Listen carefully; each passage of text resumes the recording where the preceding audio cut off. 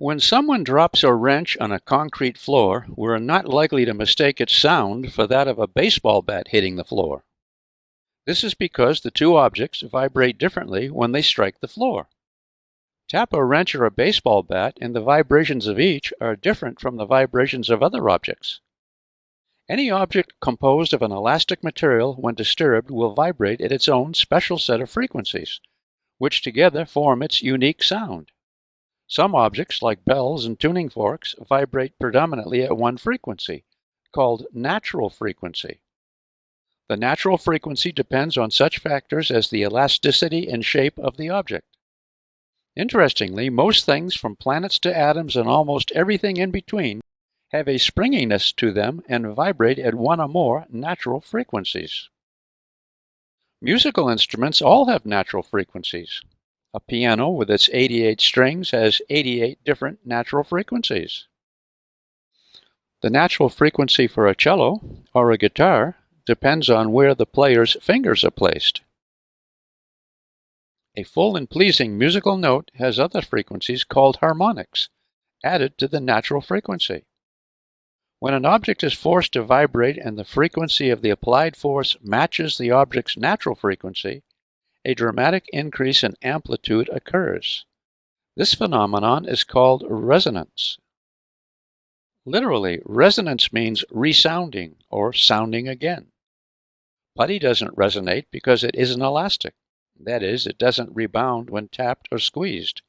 And a dropped handkerchief is also not elastic. In order for something to resonate, it needs a force to pull it back to its starting position and enough energy to keep it vibrating. A common experience illustrating resonance occurs on a playground swing. When pushing manual on a swing, we push in rhythm with the natural frequency of the swing. Timing is important. Even small pushes delivered in rhythm with the natural frequency of the swinging motion produce large amplitudes. A common classroom demonstration of resonance is illustrated with a pair of tuning forks adjusted to the same frequency and spaced a meter or so apart. When Jill Johnson at City College of San Francisco strikes one of the matched frequency tuning forks, the other is set into vibration, into resonance.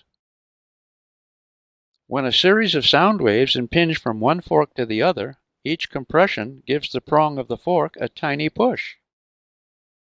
Imagine a vibrating fork sending waves to a stationary second one. Stages encountered by the second fork are shown in these snapshots. In A, the first compression meets the tuning fork and gives it a tiny and momentary push.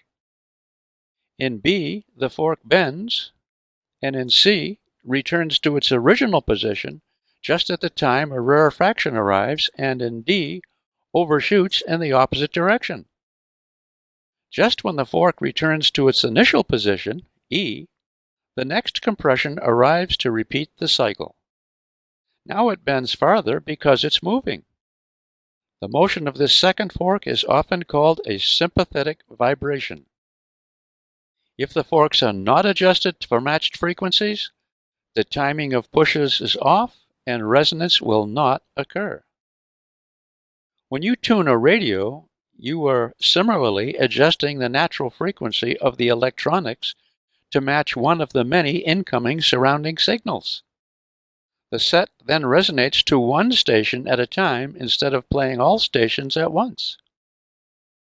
A classic case of resonance gone wrong is the collapse of the Tacoma Narrows Bridge in the previous century.